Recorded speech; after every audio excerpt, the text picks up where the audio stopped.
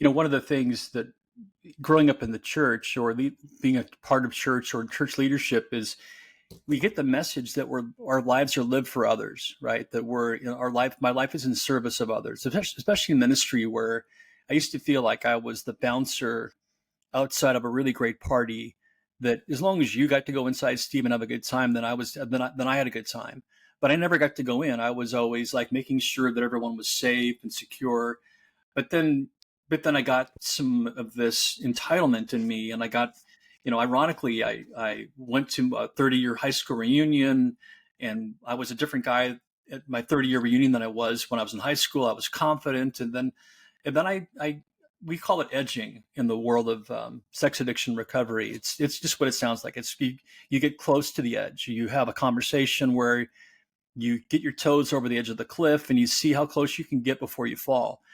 And I started to do some edging, and then the edging gave way to more edging, and I was trying to find this acceptance and this approval, this adrenaline.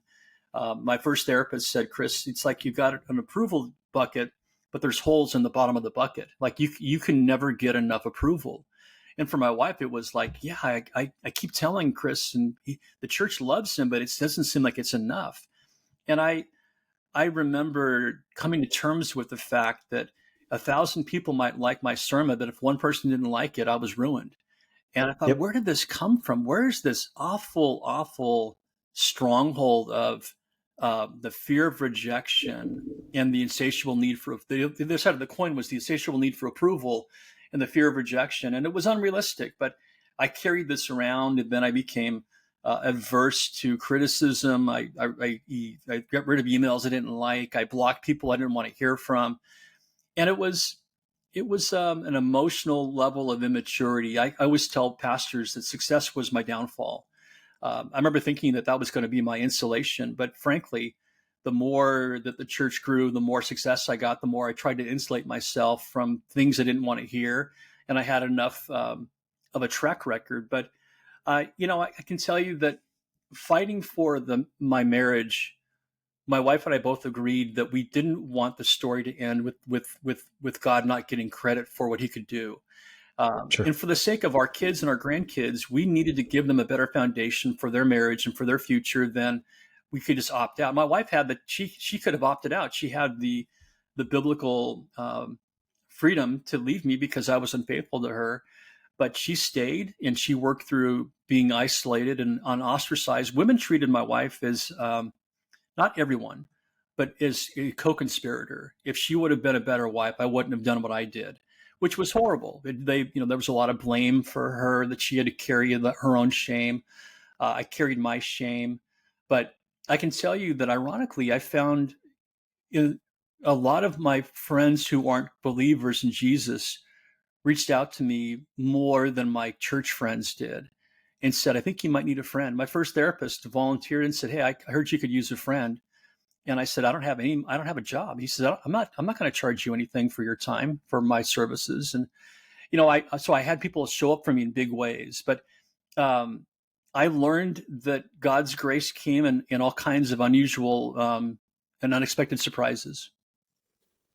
Well, and if you've never been through infidelity or an affair, it might be hard to put yourself in your shoes. Mm-hmm. And maybe it's, even as a listener, you're like, man, how could you do that? Mm-hmm. But if we're being honest, maybe it's not an affair, but maybe it's not knowing how to deal or cope with your own insecurities, that maybe you work a little bit too much. Right. Maybe you're taking some extra jobs that keeps you in the office longer, keeps you having to deal with things. And so, I think what's interesting with your kind of story is twofold.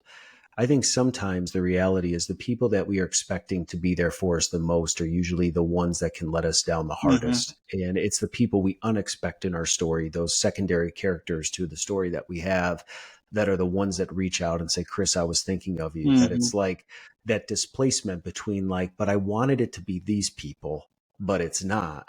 Like, God, why are these people showing up? And rather than questioning, it's almost like I've had to learn in my life, I don't care who it is, Lord, I need some encouragement right now because I'm going through some hard things. But for you, I love the idea that your marriage is restored. For those that may not be able to identify with infidelity, you don't just go from, going to bed last night, waking up today and saying, I'm going to be unfaithful, or I'm going to go look at Right. pornography, or I'm going to go screw everything up. Like, it is probably a slow decline. And like you said, that edging, whether it's infidelity, working too much, some issue that, we might be unhealthily, making an idol in our life. What were the warning signs that maybe you didn't realize in the moment, that now, as you've dealt with sword and shovel, that you can identify when people say, like, hey, you got to be careful because you're starting to go down a pretty slippery slope of not realizing what you're doing? Were there or are there any warning signs that might help a listener realize, like, shoot, I've been kind of making excuses for why I'm doing what I'm doing, but if I'm not careful, I can take this thing way too Yeah. far because I'm kind of allowing a little bit in every day. So what does that decline look like? Yeah, I think great way to set that up, Steve.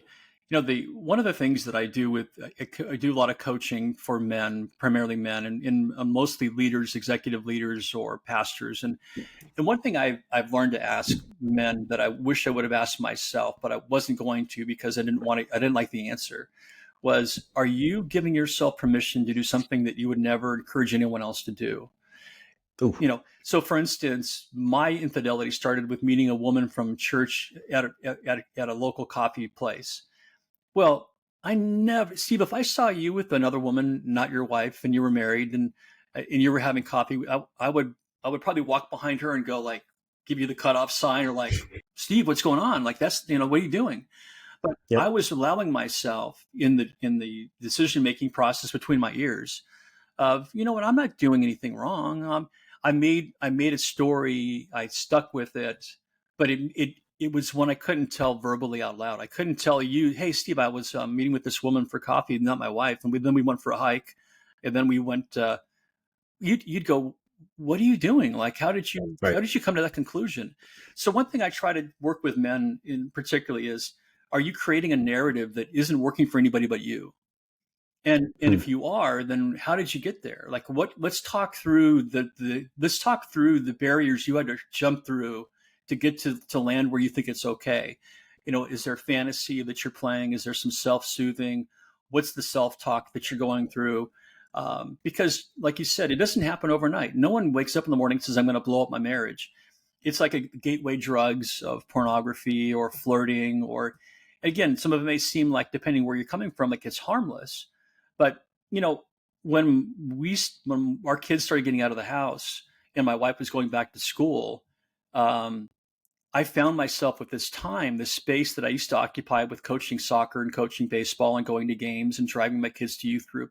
Suddenly there was some voids in my world, and I decided to fill it with fantasy, with my own version of fantasy, and then it turned into reality. But I think that for men and women in their 30s and 40s to anticipate the empty nester time, or even when your kids are 16, 17, 18, they're still at home, but they don't need you like they used to. That's a transition. And I used to always say to men between 40 and 45, you're either going to ruin yourself or reinvent yourself between 40 and 45. And more often than guys like me, like, I'm 43, I'm 41. I'm like, yeah, well, how you navigate these 5 years of transition, both in work and business and family and in vocation, may set you up for a really rough back half or a really great back half. Well, I mean, gosh, that example that you just shared about the own advice that you'd give versus another person, if it's hard for you to understand what Chris is talking about, for a lot of us that are raising kids right now, our whole world is involved with raising kids. Mm-hmm. That's all you know. Mm-hmm. And sometimes there is this thing that we do to ourselves that we kind of just wait for the next season mentally to be easier. Mm-hmm. And it's almost that becomes an idol for many Right. of us, that, like, man, when my kids are older, things will be easier. But if it's hard for you to understand the empty nester syndrome, or your kids being out of the house because you're in your 30s right now and it's like, I'm so far away. If you've ever had a day to yourself without kids, Mm-hmm. or you've been on vacation for like 3 or 4 days, there usually comes a moment where Steph and I will be without our kids for a certain period of time, that we look at each other and we either start talking about our kids, or we feel like something is really wrong. And that's because we're so used to hearing noise. we're so used to having kids need things from us Mm-hmm. that there's not really many times that Steph and I can just connect because we're just we're co-parenting in the same home. And it's like, hey, I'm going to do this. And they're not bad things, but it's very easy to find yourself going through the motions of cleaning and taking care of your kids and coaching and just begin to lose That's intimacy. right. And I think what creates infidelity and whether it's physical relationships of the things you're talking about, or maybe it is emotionally or mentally giving yourself to a colleague that you just know um, doesn't give you the hard truths. The thing I love about my wife the most sometimes, but is also just sometimes it drives me freaking nuts, is she knows me better than anybody, Mm-hmm. and she knows all of my flaws, and she brings things to me behind closed doors that I don't always want to hear, Mm-hmm. or are the tough conversations. And what can happen is when you are confronted with something that goes against or even confirms the sneaking suspicion that you have, like if you thought in the back of your mind, I talked a little bit too much, or I shared a little bit too much about myself, and you think that, and then you leave the dinner party and you drive away with your spouse and they say something like, you were really full of yourself tonight, Mm-hmm. weren't you? And it's this like, oh gosh, somebody else saw it. You Mm-hmm. get mad, you get frustrated, you get angry.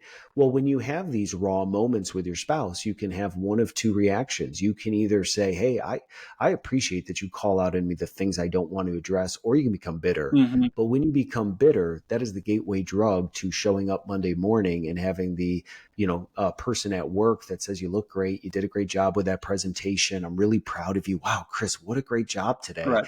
And all of a sudden you're like, hey, this approval, like you talked about as a kid that you never got, it's feeding a part of me that I didn't realize I needed. So let's talk to then, Chris, those people Yeah. that aren't on the verge of infidelity and divorce, but they're just comfortable right now, but they know something is wrong. Maybe, they're in a season where they're lacking intimacy between themselves. Maybe they're just so busy that like they can acknowledge they don't feel like they're really living their lives right now. Mm-hmm. Like, how do you inject life into that group or speak life into them of like, you're doing it, and here's some things you can do to make sure you don't fall too far kind of in one direction. Yeah. I remember that feeling of someone notices me at church or at work or at the gym, and someone says, "Hey, you lost a few pounds," or "I like that haircut," or like that shirt looks good on you, and you're like, "Whoa!" Like you don't say it, but you think my wife didn't notice my haircut, or my wife didn't notice that, so because you become partners in parenting. And like you said, Steve, it's Mhm. not very sexy to like, okay, who's picking up Joey from practice today? Oh, it's my turn. And are we getting Taco Bell or McDonald's tonight? What did we have last night? Chipotle. Okay, we're going to get McDonald's. And suddenly your life becomes partners in parenting, and the intimacy, you're running out of energy. The date night used to be a movie and a dinner and a movie. Now it's going to Target and coming home before the babysitter's ready to go home, and you're like, I'm done. And you're like, what, is this it? Are we settling into a mediocre marriage or a mediocre life of intimacy, emotional, spiritual, physical? And I ask this question a lot of leaders. Is there someone that you see regularly that when they're not there, you're disappointed? And for a pastor, might be, is there a person in the church that sits normally about 2 o'clock from the pulpit, and then she or he's not there, and then you're like, oh man, like I wanted to see her. Or is there someone at work that when they deliver the product from the company, you're like, oh, I'll see her or him tomorrow at 2 o'clock. They drop by, and then those are, they're nonverbal, but they're cues to like, what is going on with me? Like I wasn't open for business 3 years ago, 10 years ago, 20 years ago, but suddenly I'm looking forward to seeing so and so, or I'm looking forward to that conversation going a little bit beyond traditional work related dialogue. That if my boss walked by and heard me say something, I might be dinged by HR for that one. But I'm going to play games with it. Again, like we call it edging, where we're just trying to touch that junior high school feeling of excitement and adrenaline. And then before long, it's very easy to just start drifting into that space where there's a point of no return. Well, and it's for us too. Like there's extremes. You don't hear too many people that said, "Hey, this weekend I hired a prostitute." Like you'd be like, oh God, that's filthy. Why would you do that? Hmm. Or, hey, I cheated on my spouse. Hmm. But people aren't with you all the time. No. And so it's like, what are the things that you're entertaining on the computer or in your mind, or the flirtation stuff that no one knows? Right. And unless you say it, they're never gonna see it.